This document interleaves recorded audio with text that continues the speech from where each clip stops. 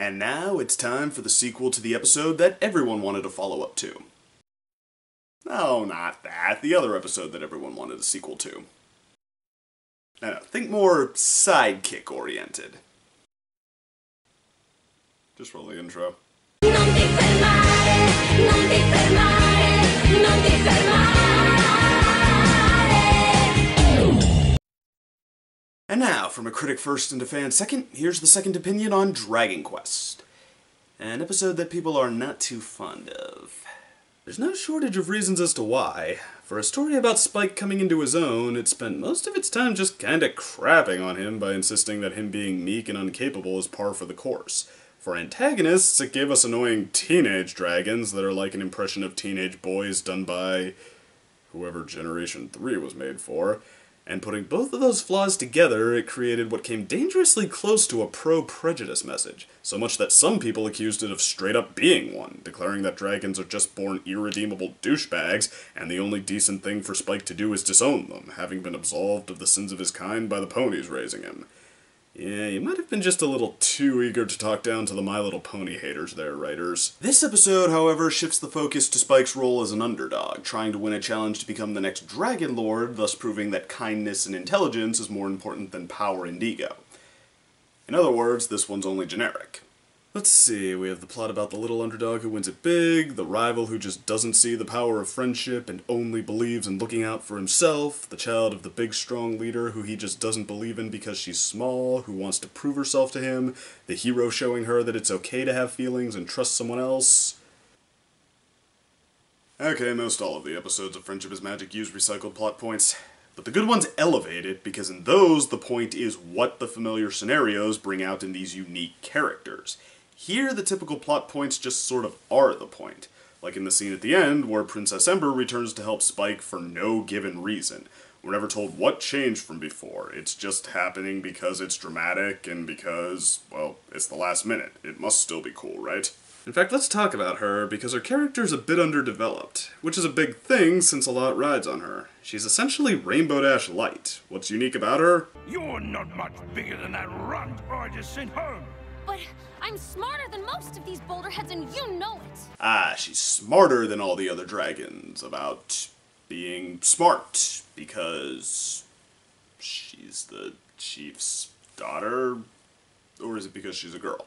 When I become Dragon Lord, I will make burps an official greeting. Okay, well, I stand corrected. That is probably not the reason. Psst! Really? Mm-hmm. Okay.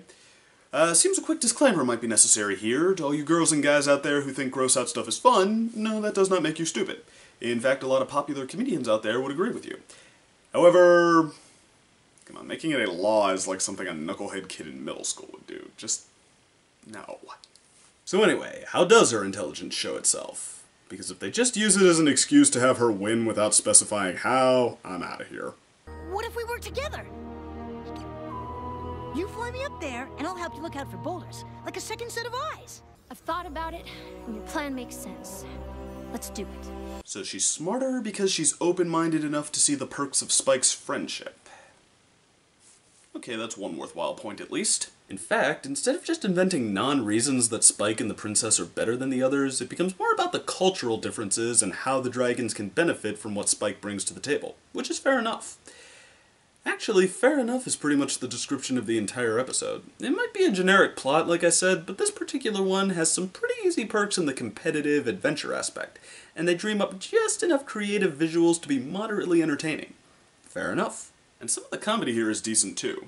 It is time for me to step down. Sad, I know. Be sad! Actually, between the skinny but brainy daughter plot and the plot about the giant dragon leading the little ones, am I the only one who thinks this might have been intended as a How to Train Your Dragon parody / tribute? I also like the moral on how the important thing is to be not big, but strong. That's very true, and it applies in a lot of different ways. For example, watch what happens when I apply the Tai Chi principles on how it's not how much force you have, but how precisely you can direct the force coming at you against someone literally twice my size in a game of Tai Chi push hands.